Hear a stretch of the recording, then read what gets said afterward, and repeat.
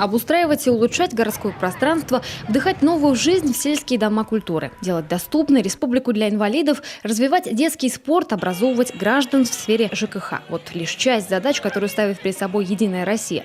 Основная работа партии, которую могут увидеть жители Коми, связана именно с проектами. В республике их 21.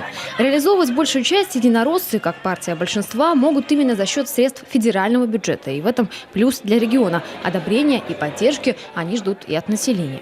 Работать вместе с жителями Республики Коми, жителями наших городов, которые уже включаются сами в партийные проекты и просят на том избирательном участке, на том муниципалитете построить площадку, сделать какой-то ремонт.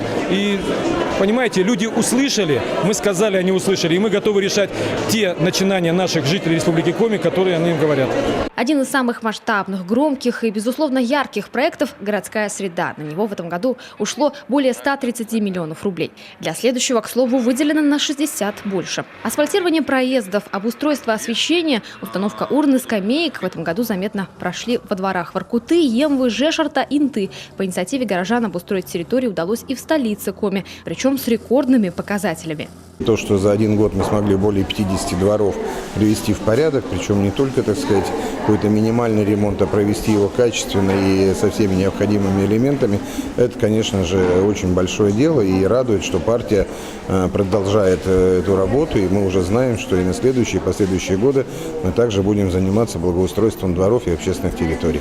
В ближайшую трехлетку географию проекта расширят. Вскоре, надеются единороссы, комфортная среда придет и в сельскую местность. Главное – получить отклик и, по возможности, поддержку от населения. К сожалению, например, в этом году при этом партийном проекте было достаточно мало добавлено средств самими жителями. Хотя это приветствуется и это улучшает работу и качество работы. А эжвинцы вспомнили и об экологическом проекте партии. Работу по организации раздельного сбора мусора в районе проводят давно. В 2017-м она стала еще больше, что символично.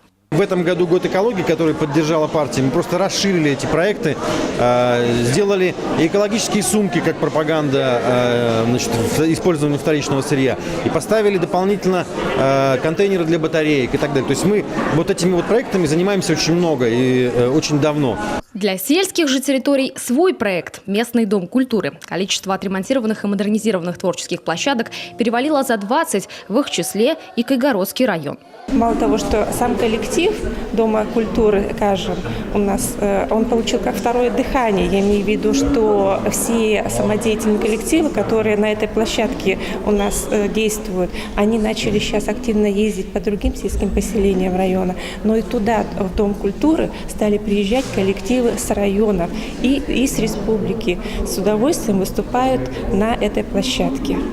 Задача на съезде сегодня – определить также установку по грядущей выборной кампании. Владимира Путина как кандидата в президенты заверили единороссы, они готовы поддержать. В то время, когда Владимир Путин только пришел к управлению страной, по сути, ту самую новогоднюю ночь, когда Борис Николаевич Ельцин сказал, что я устал и ухожу.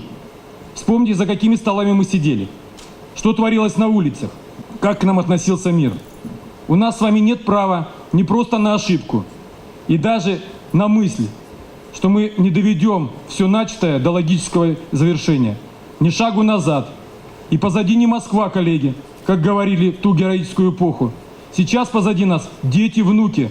Им, отметил секретарь главного отделения, следует передать сильную и успешную страну. Главные выборы России еще впереди, а голосование внутрипартийное уже проходит. Единороссы обновляют политический совет, свой основной руководящий орган. Процедура обязательна и проходит ежегодно. Сегодня кадровое обновление коснулось 5 членов партии. Всего же в Коми, как озвучено, их более 9 тысяч.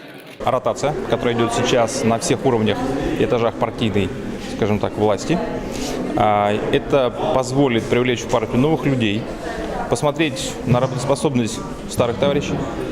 А привлекая новые кадры, мы посмотрим, и я думаю, это нам позволит увидеть новые возможности, увидеть новые инициативы, которые позволят вообще оживить и партийную жизнь, и жизнь наших граждан в Республике Коми.